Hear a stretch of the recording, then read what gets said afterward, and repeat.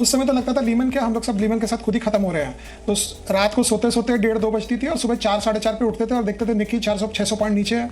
फिर वेट करते थे कौन उठ गया होगा 5 बजे 5:30 बजे, फिर उसको फ़ोन करते थे क्या लग रहा है, वो अपनी कहानी करता था। लेकिन ये सब संकट किताबों में पढ़ने में और न्यूज़पेपर्स में और मीडिया में लगता है कि 5 सेकंड 10 सेकंड 20 सेकंड 1 मिनट की डिस्क्रिप्शन है, लेकिन जब आप महीनों उसके अंदर रहते हो तो आपको लगता है कि आपका गला दबा दिया। बिकॉज हम लोग जैसे हैं पिछले 20-30 सालों से 100% इंटू एक्विटीज़ है, तो हमारे पास ना एफडी होता है ना कुछ होता है, सब शेयर बाजार है, हम लोग का तो जीना मरना यही है।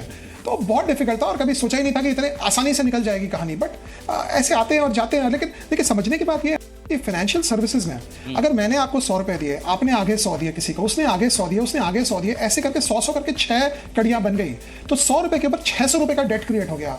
छठा आदमी जब डिफॉल्ट करता है ना, वो तो 100 का डिफॉल्ट नहीं, 600 का डिफॉल्ट हो जाता है। तो ये सब लोग बाजार में लड़ी बम चलाते हैं ना दिवाली के समय की खट खट खट खट करके एक साथ जब बजती है, तो ऐसी वो लड़ी बम चलती है। और लीमन इसलिए गिर गया बिकॉज अमेरिकन गवर्नमेंट और अमेरिकन सिस्टम भी नहीं समझा था कि इतना डीप हो जाएगा क्राइसिस। कुछ पॉलिटिक्स थी आपस में, कुछ आपस की लड़ाई थी कि गोल्डमैन वाले चाहते थे ये गिर जाए, वो चाहता था वो गिर जाए, जो नॉर्मल होता है, उसमें कोई सही गलत की बात नहीं। लेकिन अल्टीमेटली जब वो गिरा तब इनको समझ में आया कि ये एक नहीं, ये एक के साथ सबको लेकर डूबेगा।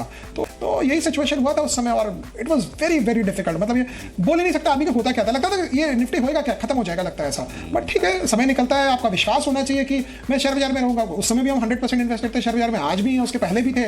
तो शेयर बाजार में अगर आप लगे रहेंगे तो पैसा ठीक बना रहेगा। लेकिन अगर ये सब देखकर आगे पीछे आप निकलते घुसते रहेंगे। लेकिन एक बात है, जो उस समय निकल गए बाजार से डर के मारे, उस समय तो बड़े स्मार्ट नजर आ रहे थे, लेकिन उनको मार्केट घुसने का मौका ही नहीं दिया। मार्केट उनको बोला तुम बाहर रहो, हम वापस बढ़ जाएंगे, उसके बाद तुम आना। और वही हुआ, 8,000 सेंसेक्स 8,500 सेंसेक्स में कोई भी नहीं घुसा, वो सारे आए घुसने 16-17 हजार में वापस। तो यही सीख है कि रहिए यहीं पे। और क्या, मार्च में बेयर स्टर्न्स हुआ था, मेरे को जितना ध्यान पड़ता है, तो बेयर स्टर्न्स गिरा तो सब बोले हाँ क्या फर्क पड़ा, एक गिर गई।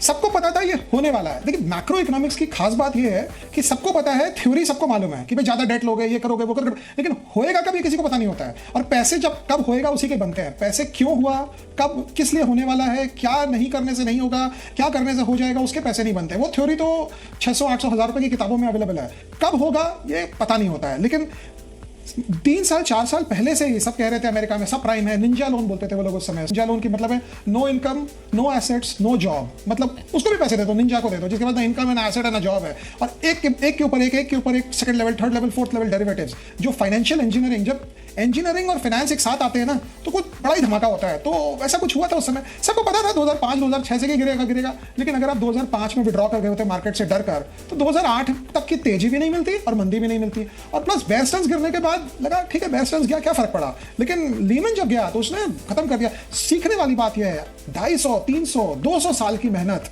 2 क्वार्टर, 3 क्वार्टर, 6 क्वार्टर में खत्म हो सकती है, क्योंकि शेयर बाजार है। यहाँ रिस्क अगर आप कंट्रोल करके नहीं चलेंगे तो कब उड़ जाएंगे पता नहीं चलेगा। तो रिस्क कंट्रोल मेजर्स बहुत इंपॉर्टेंट होता है इंडिविजुअल के लिए, इंस्टीट्यूशन के लिए, कंट्री के लिए।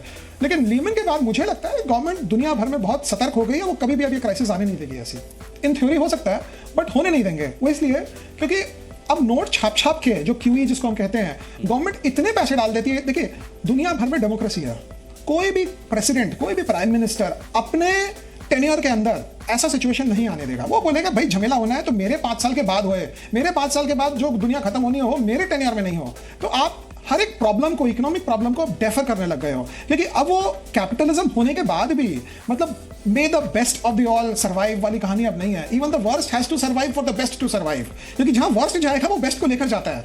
तो अब इंडिया में देखिए क्या हो रहा है, IL&FS में प्रॉब्लम आई, गवर्नमेंट ने सडनली LIC को, जिसको हम लोग कहते थे जीवन के साथ भी जीवन के बाद भी, उसको भी घुसा दिया, चलो भाई तुम बचा दो इसको। कोई प्रॉब्लम आती है हम लोग उसको सर्वाइव, क्योंकि गवर्नमेंट चाहती है प्रॉब्लम सॉल्व तो होता नहीं है। देखिए जो बैंकरप्ट आदमी की प्रॉब्लम कैसे सॉल्व होगी, प्रॉब्लम दुनिया की प्रॉब्लम सॉल्व एक ही हिसाब से होगी, वो इकोनॉमिक ग्रोथ है। तो अगर US GDP, ग्लोबल GDP 1-2% ऊपर बढ़ने लग जाए तो सारी प्रॉब्लम सॉल्व है। लेकिन इकोनॉमिक ग्रोथ अपने हाथ की चीज नहीं होती है। तो आजकल का जो सिस्टम है वहां पे गवर्नमेंट नोट छाप के हर प्रॉब्लम को डेफर कर देती है। तो जितना भी प्रॉब्लम आए, अब लीमन में क्या हुआ, फेडरल रिजर्व ने बोला भाई जितने गंदे एसेट्स है सब मेरे को दे दो, तो फेडरल रिजर्व की बैलेंस शीट टॉक्सिक हो गई। यहाँ तो अगर आप समझिए कि यहाँ पे गवर्नमेंट प्रॉब्लम में, कोई प्राइवेट इंस्टीट्यूशन प्रॉब्लम में है, तो RBI अपने बैलेंस शीट पे किसी के एसेट्स नहीं लेती है, लेकिन जब सिचुएशन आता है तो सब करना पड़ता है।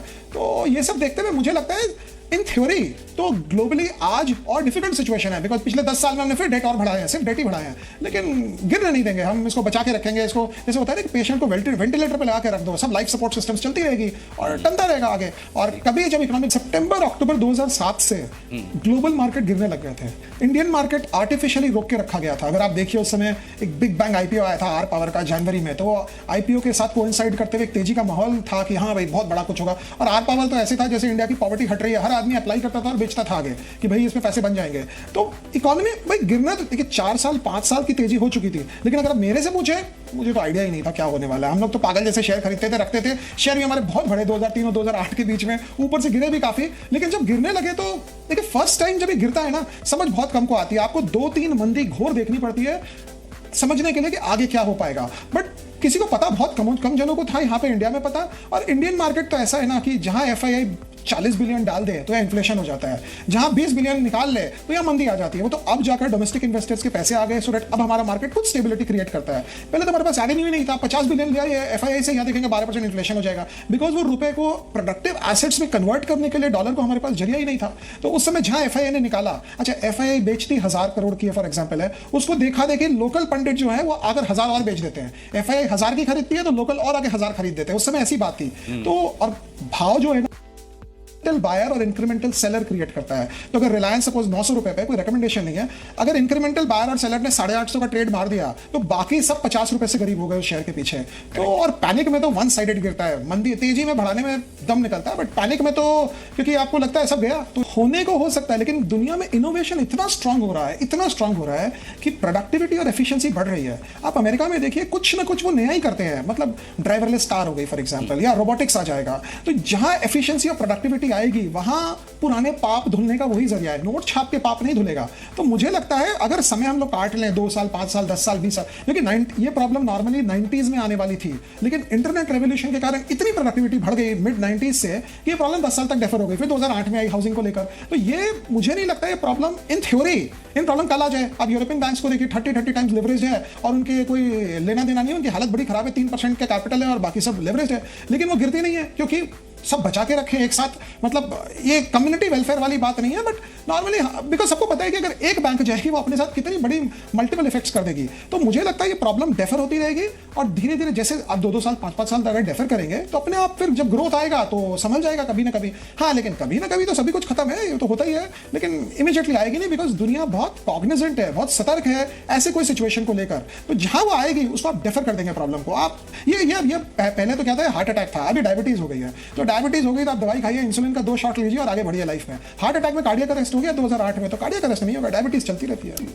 अच्छी कंपनियां लीजिए और घटिया क्या करेंगे। लेकिन प्रॉब्लम क्या होती है, जो आदमी वेट करता है फॉल की वो वही स्टॉक लेता है जो ज्यादा गिर गया, और जो ज्यादा गिर गया वही प्रॉब्लम है, क्योंकि जो अच्छी कंपनियां गिरती नहीं है। अगर आप वेट करें 30% फॉल की तो वही स्टॉक लेंगे जो 40% गिर गया, और जो स्टॉक 40% गिर गया उसमें एक प्रॉब्लम है, तभी वो 40% गिर गया होता है। तो क्या लेना ज्यादा इंपॉर्टेंट है और कब लेना मेरे ख्याल से ऑफ कोर्स इंपॉर्टेंट है, बट अगर उसका व्यू लंबा है तो कब लेना उतना इंपॉर्टेंट नहीं होता, क्या लेना ज्यादा इंपॉर्टेंट होता है। पहली बात है जब मंदी आए और जिस सेक्टर में मंदी आती है वो सेक्टर से दूर हटें, बाजार को देखें। सो फॉर एग्जांपल मंदी चल रही है, मंदी में कौन से स्टॉक्स ऑल टाइम हाई मार रहे हैं, तेजी वहीं बनती है।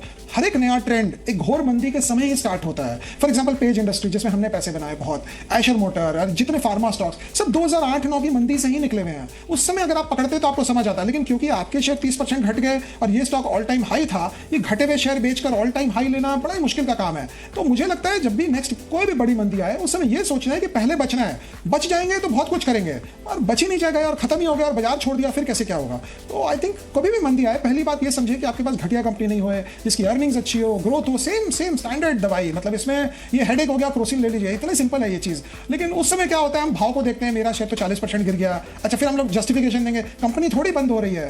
कंपनी को बंद होने की जरूरत नहीं है इन्वेस्टर को बंद होने के लिए, मतलब कंपनी 100% नहीं गिरेगी, इन्वेस्टर पहले ही बैंकरप्ट हो जाते हैं without the company is falling 100%। तो ये सब सोच के एक सिचुएशन क्रिएट होनी चाहिए कि भाई आप अच्छी कंपनियां लीजिए, ग्रोथ देखिए, अर्निंग्स देखिए, रिटर्न ऑन इक्विटी देखिए और लीडरशिप देखिए, और जो अपने सेक्टर के लीडर है वो चलती रहती है। और पुरानी तेजी के घोड़े बूढ़े हो जाते हैं मंदी के समय, उसके बाद वो चलते नहीं है। तो इन रियल एस्टेट इंफ्रा 2008-9 के बाद इक्के दुखे बढ़े, लेकिन मोटा मोटी सेक्टर खत्म हो गया। टेलीकॉम अब तो इतनी बुरी हालत है कि किसी को कोई फोन भी करते हैं तो बोलते हैं भाई थोड़ा नेटवर्क में आके बात करो। तो ये सब सेक्टर्स जो उस समय के डार्लिंग थे मार्केट के, वो खत्म हो गए। तो नया सेक्टर, नया जोश, नया ट्रेंड जो है वो घोर मंदी से ही निकलता है। तो घोर मंदी के समय ये देखें नया ट्रेंड कहां जा रहा है। लेकिन तेजी जो है, ट्रेंड जो है वो ग्रोथ से आती है। तो जो भी नया सेक्टर होगा उस समय दो चीज अगर मैं बोलूं, एक तो अबव एवरेज ग्रोथ और स्टॉक्स हिटिंग 52 वीक हाइज। ये बड़ी कॉन्ट्रडिक्टरी बातें हैं, लेकिन क्योंकि वैल्यू इन्वेस्टर नॉर्मली जो स्टॉक घटे हुए रहते हैं वो ढूंढते हैं। बात वैल्यू और नॉन वैल्यू की नहीं है, बात क्या चला है क्या नहीं चला है उसकी है। तो उस समय मंदी के समय जो ग्रोथ दिखा रही है सेक्टर, जो 52 वीक हाई मारे जा रही है, वहां देखा जाए। लेकिन अब सिचुएशन ऐसा हो गया है कि क्योंकि प्राइवेट इक्विटी फंड्स आ गए हैं, एक इन्वेस्टर को उतनी अपॉर्चुनिटी मिलेगी नहीं। अब पेटीएम फॉर एग्जाम्पल अगर बड़ा भी कर ले तो वॉरेन बफेट ही पैसा डाल सकता है पेटीएम में। हम लोग एज एन इन्वेस्टर चाहे तो भी नहीं डाल सकते। मैं नहीं कह रहा कि मुझे डालना है, बट अपॉर्चुनिटी लिमिटेड हो गई। अब वो मुर्गी जब मोटी हो जाती है तब वो आईपीओ से आती है बाजार में। तो जब वो मोटी मुर्गी आए आईपीओ से बाजार में, तो हाँ देखा जाए, ठीक है, ऐसी कोई ये नहीं है कि आईपीओ सब खराब होते हैं। आईपीओ में बहुत अच्छे अच्छे शेयर बनते हैं और बहुत अच्छे पैसे भी बनते हैं। तो ये देख के सिचुएशन के हिसाब से एडजस्ट करें, और ग्रोथ और 52 वीक हाइज अगर आदमी ध्यान रखे तो अच्छे स्टॉक्स दिख सकते हैं। देखिए मंदी आने के पहले तो आप सोच सकते हैं आएगी, लेकिन आप उसके लिए कुछ कर नहीं सकते। बिकॉज अगर आप इतने जागरूक होंगे ना तो आप 2-3 साल पहले से ही एग्जिट कर गए होंगे। क्योंकि जो तेजी है वो एक्सटेंड करती है। ये ऐसा नहीं है कि तेजी 24 महीने की आई फिर मंदी 24 महीने की आई। तेजी 24 महीने की अगर लॉजिकल है तो तेजी चलती है 40 महीने, 44 महीने, 48 महीने तक, टान के लास्ट में। तो अगर आप इतने ही थ्योरेटिकल माइंडेड हैं तो 24 महीने में निकल जाएंगे। आप लास्ट की मलाई आपके हाथ में नहीं आएगी। दूसरी बात, जब मंदी आएगी तो उस समय फिर आपको ये सोचना है कि आपकी कंपनी में अगर अर्निंग्स प्रॉब्लम है, अगर वो 40% की ग्रोथ 20 हो रही है, अगर 20 की ग्रोथ 10% आ रही है, तो घाटा लेके निकलिए। 100 का स्टॉक 80 हो गया, वो 20 रिकवर करने का मत सोचिए, 80 रिटेन करने का सोचिए। और थर्ड, अगर मंदी आ जाए तो भाव देख देख कर इन एंड आउट मार्केट में मत होइए। आप सोच लीजिए कि सारे रुपए लेकर हम मार्केट में इन्वेस्टेड रहेंगे नॉर्मली। और अगर आप इन्वेस्टेड रहे 15 साल तक, 2 मंदी 2 तेजी, अच्छी खासी मोटी तगड़ी मंदियां देखनी पड़ेगी। ये वो 2013 वाली मंदी नहीं, 2008 वाली मंदी, 2000 के वाली कितन पारेख समय वाली मंदी, वैसी मंदी देखेंगे तो थर्ड टाइम आपको खुद समझ में आ जाएगा क्या करना क्या नहीं करना। तो मिक्स ऑफ ऑल दीज होता है। लेकिन बॉटम लाइन ये है कि इन एंड आउट मत करिए। आपका एसआईपी चल रहा है, चलने दीजिए। आपका रुपए चल रहा है, चलने दीजिए। ये मत सोचिए कि क्योंकि कोई इतना स्मार्ट नहीं है कि ऊपर में बेचे और नीचे में वापस ले ले, फिर ऊपर में बेचे नीचे में ले ले। ये सब काम जो करते हैं वो या तो बहुत ही छोटे रुपए के साथ करते हैं या वो झूठ बोलते हैं। आप बड़े रुपए के साथ entire portfolio in and out नहीं कर सकते हैं। और जहां आप करेंगे एक स्टॉक आपका मिस होगा। 100 का स्टॉक जहां 80 हुआ तब तो अच्छा लगा, लेकिन जब 80 होता है तो आप सोचते हैं मैं इसको 60 में लूंगा, 60 होता है आप सोचते हैं 50 में लूं। लेकिन जहां वो 80 के बाद आप नहीं लिए और वो जहां वो 90 होगा, फिर आप 80 का वेट करेंगे, 100 होगा तो आप 90 का वेट करेंगे, 110 हो गया तो आप बोलेंगे छोड़ो 100 में तो बेचा, 110 में कैसे ले। और आपको पैसे बनाने के लिए लाइफ लॉन्ग 10 या 12 कंपनियां चाहिए, आपको 200 कंपनियां नहीं चाहिए पैसे बनाने के लिए। तो ये सब देखते हुए मुझे लगता है फोकस्ड हुई है और रहिए यहीं पे, जीना यहाँ मरना यहाँ करिए और पैसे बनेंगे ठीक अच्छी कंपनियों से ऑब्वियसली।